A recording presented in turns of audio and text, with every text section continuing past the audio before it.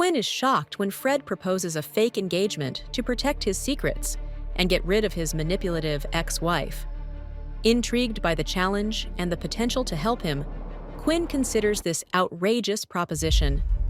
Could this be a way to finally escape her own suffocatingly perfect life and find some real adventure? And what about Jake? He was a wonderful boy, and he deserved a loving home. But the risks were enormous. Could she truly play this dangerous game, pretending to be someone she wasn't, all for the sake of a man she barely knew?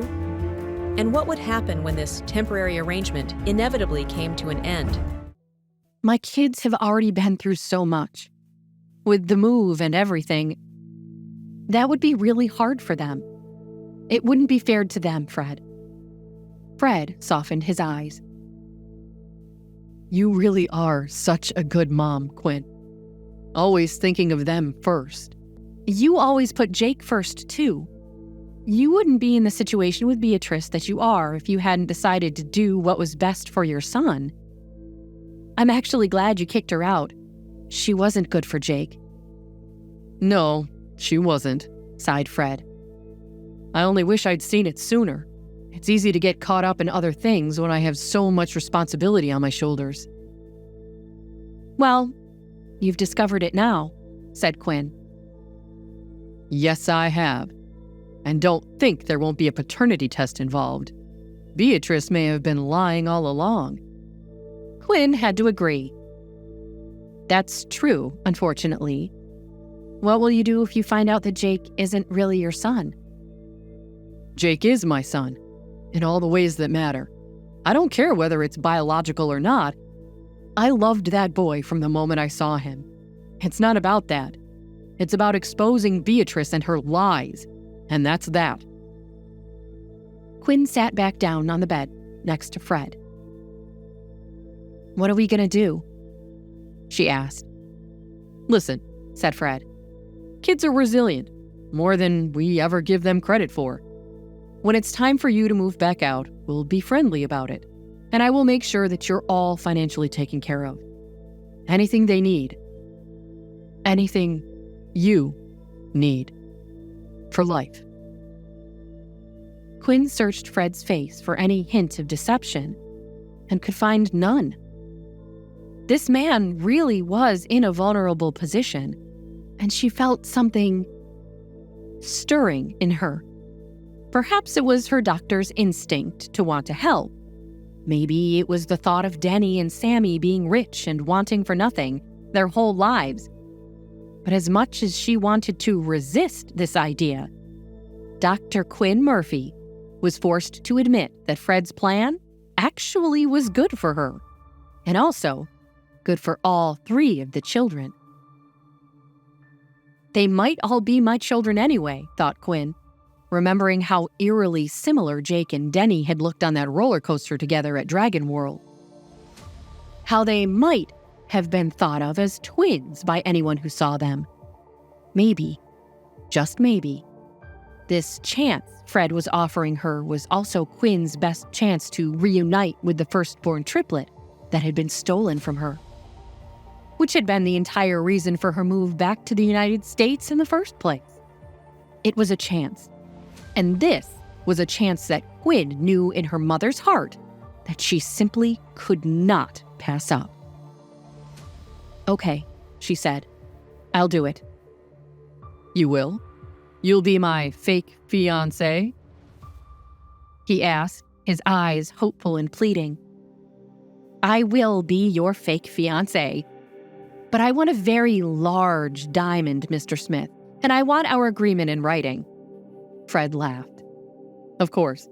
I'll send over a 5-carat setting, darling, he said. Quinn rolled her eyes. No need to go overboard with all the lovey-dovey talk. It's going to have to be convincing, you know. People can suspect that the engagement isn't real. You know that, Quinn, right? She picked up a pillow and hit Fred playfully. I should suffocate you with this, she laughed. Now, doctor, teased Fred. First, do no harm. That's your oath, right? Look, I'll play the part you need me to play, both as your doctor and also as your fake fiancé. I'll call Mally Martinson Sneed right away and have them draw up the contract. Confidentially, of course.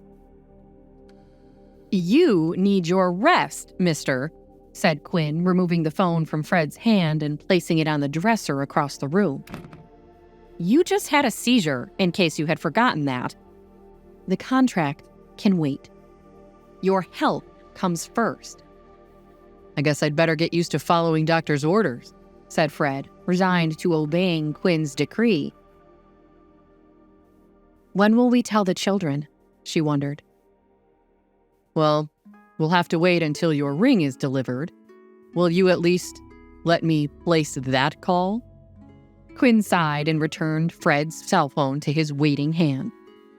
Fine, but just one. Fair enough, agreed Fred. With the rate that Beatrice was buying jewelry, I'm a pretty good customer there. So, it should be here by this evening. Perhaps we should all have dinner? That's a great idea. And of course, we are still at Dragon World, laughed Quinn. Most magical place on earth, they say. You should make reservations for the Knight's Table. That whole medieval feasting hall place. The kids will love it. I can do that, said Quinn. Now you rest. Call Lance to stay in the suite and wait for your delivery. And I'll see you and Jake at, say, 8 o'clock at the Knight's Table? Absolutely, my lovely wife-to-be, crooned Fred as Quinn shook her head and laughed. This would certainly be an interesting ride, she thought to herself. Just then, there was a small knock on the door. Both Fred and Quinn perked up immediately. Quinn rushed to the door and opened it. On the other side, looking small and petulant, was her own son, Denny, who was pretending to be Fred's son, Jake. Jake! Yelled Fred from the bed. Where on earth have you been? We were so worried. I wanted a soda, he began. Quinn threw her arms around the boy. You could have asked your father for soda, kiddo. It's not safe for kids to go around by themselves. Yeah, I know, said Denny. I saw the security guards throw out some crazy lady. I hope she wasn't trying to take a kid. Fred, groggy after his seizure, might have noticed that his son, Jake, would certainly have recognized Beatrice. But for now, he didn't feel well, so this went unnoticed. Listen, buddy, said Fred weakly. We're all going to rest up for the afternoon, and then we'll go to the Knight's Table for dinner, okay? The Knight's Table? Yelled Denny enthusiastically. Awesome! That's where they do all the shows and have the big turkey legs and that big fat guy dressed as the king. It's going to be a special celebration, said Fred, sharing a knowing glance with Quinn. The doctor and I have something to talk to you kids about. What could that be? Wondered Denny. Had his plan worked? Were Fred and Quinn actually going to get married? Quinn and Fred had made a big decision. To help Fred, Quinn agreed to pretend to be his fiancée, even though it felt wrong. The children might not understand what was happening, and there were many questions left unanswered. Would their fake relationship cause problems? Would the truth come out and hurt everyone? What if they find out that Jake might not be Fred's real son? Will the kids notice that something is wrong? What will happen when Fred's ex-wife, Beatrice, finds out about his engagement? Will this plan help Fred bring Quinn closer to her lost son, or will it make things worse for everyone? Hey, I'm Jenny. If you're wondering what happens next, download the Pocket FM app now and listen to the exciting episodes of A Mother's Battle.